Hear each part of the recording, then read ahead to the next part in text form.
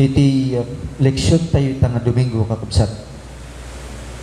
Naibasa manen ti panakaiparang bueno panagparang ni Jesus nga kasmadlayan kadagiti daduma nga ebanghelyo tayo. Kas di ay teksto tayo, leksyon tayo idi napalabas nga Domingo. Kinura tayo dagiti daduma nga ebanghelyo niya. Ada di ay pagpapadaan da ti rason. Ti panagpakita na puting Jesus. Isu ti panangisagana kadagiti mamati, iti inda panagsaksi, iti panagungar. Iti maudi nga paset ti sinulat ni Lucas, ket in parang na ni Jesus nga nagpakita kadagiti adalan na, tapno panagnakan na nga nagungar isuna. Binagaan da isuda nga sagidan na dagiti sugat na, ken di mawat pay iti makan. In parang madlang dito ni Lucas, ti panakatungpal ti propesiya, iti daan nga tulag, iti Mesyas. Kalpasan ti panagpakita ni Jesus kadagiti adalan na, kinin palagip na kadakwada, dagiti nasantuan nga sursurat, may panggap kinkwa na, insuro na, ti panang komisyon na kadakwada.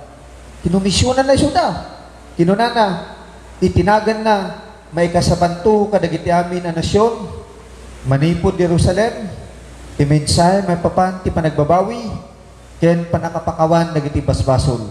Da kayo ti makasaksi iti daytoy, ita ibaon ko kada kayo ti inkari nama. Idi na palabas nga Domingo kakabsat, nangagantayo ang kinuna ni Jesus. Kapya ti madaki ka. Kasi ti panangibaon kanyak ti Ama, as tama ti panangibaon ko kada kayo. Awatin nyo ti Espiritu Santo. No pakawanin nyo ti basol dagiti tao, mapakawanda. No saan nyo nga pakawanin istida, saan naman nga mapakawan. Anagan tayo kadi kakabsat dagitoy nga naibasa. Kas ibabaon na tayo ni Jesus. Ngam saan amapan iti daduma nga tattao, ket damagin isuda no na isalakada. Ngam kendi kakabsat, iwaragawag tinembag nga damag, nga dagiti baspasol tayo, ket napakawan babahen kin Kristo, ket agbyag tayo nga napabaro, babahen iti panangidalan, tinasantuan ng Espiritu. Ni San Pablo kakabsat, in summarize na dagitoy, ginuggup na dagitoy, iti panagkuna na, Jesus has given us the ministry of reconciliation. Kunana, inaramid amin ti Diyos detoy. Babaen kin Kristo, inkapya na kami kinkwana mudlaan. Inted na kadakam iti trabaho nga mangikapya, kadagiti tattao kinkwana. Daytoy ti mensahe mi. Nakikapya ti Diyos iti amin at tattao babaen kin Kristo. Saan nga bilang ti Diyos dagiti basol da, ang maibusor kadakwada. Ket intalag na kada kami ti mensahe, ang mangibaga, no kasano ti panagikapyana kadakwada. Ngaron, adtoy kami ang panakangiwat ni Kristo. Prana, ngaron, adtoy kami nga panakangiwat ni Kristo. Kasla ti Diyos nga mismo tagdawdawat kada kayo. Itinagan ni Kristo, yunay-unay mi ang makikapya kayo iti Diyos. Ngaron kakabsat.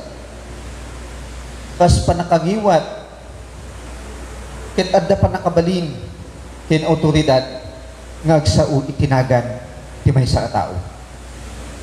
Daytoy ti tema tinaibasang teksto itatay. Jesus gave us authority to forgive sins in His name. Ken kunana pay nga maaramid tayo met dagiti inaramid da, ken mabalin pay nga maartapan tayo. Mabasa tayo iti John 14, iti Juan 14. Versikulo 12 gan 14. Ana maaramid met ti tao. Ken dakdakkel tupay tamapan isuna iti Ama. Ket anyaman nga dawaten tayo kinkwana, ket ited na tapno maitan-ok ti Dios babaen kinkwana. Tulungan tayo dagiti daduma nga mga miris kadagiti dakes ken basbasol ket kasapulan dagitoy nga maikumpisar iti Dios. Ikan tayo dagiti daduma iti panakaawat ket panakapalawa. Iti panakaawat da iti pamakawan. ken isubli tayo isuda iti Dios.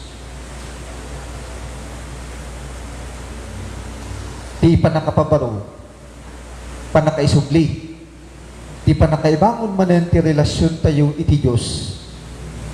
Ken isu ti panakasentro, panakapuso ti mensahe ti panagungar ni Jesus. Iti panang isakripisyo ni Jesus ti mismo nga bagina, ti mismo nga biyag na, napakawan lagi ti amin nga basbasol tayo, ket na isubli, napabarumanan ti relasyon tayo iti Diyos, ket gapu iti daytoy, na ibaon kin nabilin tayo man, nga mangisubli, mangibangon, ken mangpabaro, ti relasyon nagiti daddo mga tattao, iti Diyos, babaen itinaga na Jesus. This is one of the many purpose of our lives on earth. Ti mangidalan kadagiti daduma kakabsat. Iti sigubuo nga panakaipasubli. Babaen iti ayat. Kin puso iti Dios. Tapno iti kas tapat isuda. Ket maadaan damot kadagiti sagsagot nga isu iti panakan-anay ti biyagda. Kas in plano ti Dios. Isublik man kakabsat dagiti panpanunot tayo iti nang ibasa nga teksto ken pati di naglabas nga Domingo nga teksto kakabsat agpapada dagito iti forma ti mensahe ti istoryada mas lamay may sa di ay dalan nga sinurod da umuna ada di encounter ada di failure to recognize kasanda nga mamati ti istorya dagiti babae.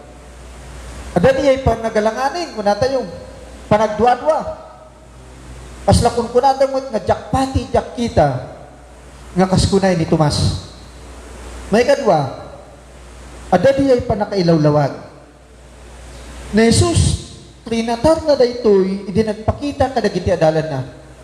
Kinuray pa idisanpay nga natay, kinagungar. Adan dagiti bagbagada nga mangilawlawag, iti paspasamak, kinmapasamak tubay. Inlawlawag na tinapasamak, iti mapaspasamak, tas insurat, iti nasantuan. Gasusurat. May katlo kakabsat, ada diya panaglalanglang, iti panangan. Na Jesus nagkilanglang, kadagiti adalan na, kadagiti dadu mga tao, ket babait iti daytoy, mapantay iti may kapat.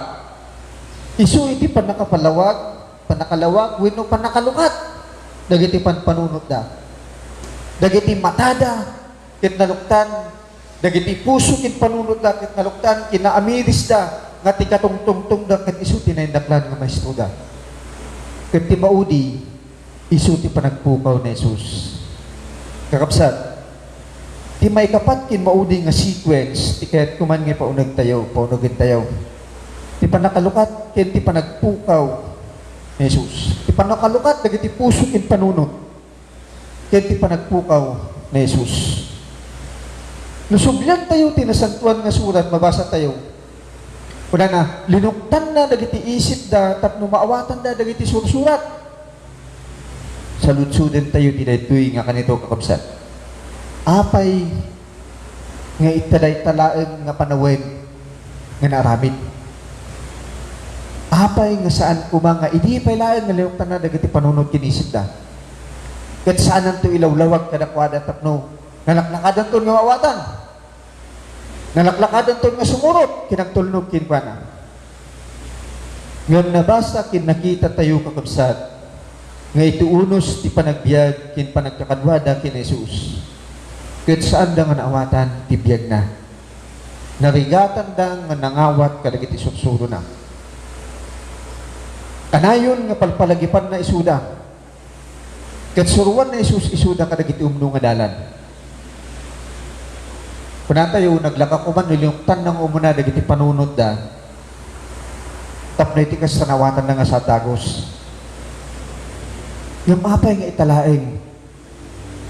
Isungbat kakabsat ket kastoy. Ti istorya ket pakasaritaan ket saan pay nga nakumpleto. Kasano ko mga maawatan dahil saan na pa'y nga nakita ti ipapatay kin panagungar ni Jesus. Kurang no kwa ni istorya. Kasapulan pa'y nga mapadasan da ti usto nga napasamak ket manipod dita na anay kin man anay nga naawatan da. Daytoy iti patyon tayo kas Kristano. Ni Kristo natay ngam nagungar. Nalakalaan kakabsat nga aramidin tayo daytoy. Gaputa iti panangsarak tayo iti Dios. Babaen kadagiti biyag tayo ket narigat. Naduma saan tayo kayat nga dinggan ti mensahe. Iti panangitag-ay kadagiti naduma. Naduma saan tayo kayat nga dinggan ti may papan iti panagsagaba iti panagayat. Naimbaglangan kada tayo kakabsat kas namati. Nga tinaimbag nga damag kanagpaay kada tayo. Ti kinabilag may tinto kadagiti nalintag. Kadagiti na pakumbaba, may tinto kadakwada ti daga. Nagasat dagiti may dadanes to kukwadan to ti pagariat ti Diyos. Yung kas namati kakabsat, mamati tayo nga saan nga may dagitoy kada tayo, no saan tayo may nga garamid when wagunay. Saan nga maited ti daga kada tayo, no saan tayo nga baklayan, nagiti bakbaklayan, nagiti danduma. Saan nga maited ti pagarian ti Diyos kada tayo, no saan tayo nga nawan ti Diyos. Sakbay kadagiti kayat tayo. Saan nga maited kada tayo ti kinabilag, no saan tayo nga kayat tagsagaba. Saan nga maited kada tayo ti dayaw, no awan kada tayo ti sitatalugod nga mangipaay ti bagina iti sabali. Kasapulan nga maawatan tayo dagiti kakabsat. Luktan tayo ti Biblia. Basahin tayo ti Biblia.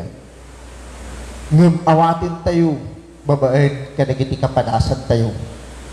Babaen iti pananganag tayo kadagiti paspasamak iti biyag tayo kang runata kuna tayo itang pandemya. Iti panangamiris tayo iti koneksyon ti papatay kin panagungag ni Kristo iti panagbiag tayo. Iti daytoy nga kasasaad ti kagimungan kas napamarungan dagiti biyag tayo. Na Jesus kakabsat naguray pa sakbay nga linuktan na dagiti isip dagiti adalan na. Gamutawan ti maramidan na. Ti istorya na katsaan nga kumpleto ingga na iti panagungan na. Iti amin kakabsat nga panagpapatangda, panagtutungtungda. Saan na nga inikan dagiti adalan na iti umno nga panakamo. Tapno iti kastaket nan anay iti panakaawat na iti nasantuan nga surat. Linuktan na kakabsat dagiti isip wenno panunod da. Inpalagip na kadakwada dagiti kapadasan da kinkuana. Dagiti marikrik na kin mapadpadasan da iti daytang kanito. Ket inturong na dagiti matang da iti nasantuan nga surat. Babaen kadagiti kapadasan da. Inpakita na kakabsat ti koneksyon dagitoy. Kadagiti biyag da. Kas kadagiti adalan na iti daytang nga tiyempo. Saan tayo met nga anay nga maawatan? Saan tayo met nga anay nga maawatan? Ingganang saan nga naluktan dagiti panpanunod tayo, kadagiti kapadasan tayo iti Dios.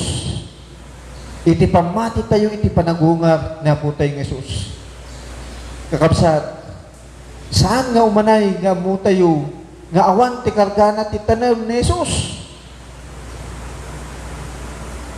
Saan nga umanay nga ipukaw tayo nga na Jesus nagungaran? Saan nga umanay nga mamati tayo iti panagungar na Jesus? This is the challenge for us kang runan na itang panawen kakabsat ti pandemya. To move from the event of the resurrection to experiencing the resurrection. Iti panagbiag tayo babaen iti daytoy nga panagungar. Masapul nga bigbigin tayo nga tinagungar nga Kristo ket adda kada tayo. Kadagiti adda balak na nga mapatno Israel. Damo ka na pandyay. Pagsarakmi, jigay, sinapat na kami. Diba? Kuna na apay nga dakay ditoy. English kuna na, English. Apay nga dakay ditoy. Awanin ni Kristo ditoy kuna na. May kayon kuna na panakamigitan na. Awanin ni Kristo. Awanin ni Kristo ditoy. Adan ka dagiti puspusukin panunod yo. panagbiag tayo babaen iti daytoy nga panagungar. Masapol nga bigbigin tayo nga tinagungar nga Kristo ket adda kada tayo. Daytoy ti sagot ti panagungar. Ket daytoy metlaeng ti karit kakabsat ti leksyon tayo ita nga Domingo. Saan laeng kadi nga umdas nga mo tayo nga ni Kristo ket nagungar. Saan laeng kumakadi nga umanay ti panangiwaragawag nga ni Kristo ket nagungar. No di ket pagbalinan tayo dagiti biag tayo nga kaspudno nga pakasaritaan ti panagungar ni Kristo. Amen.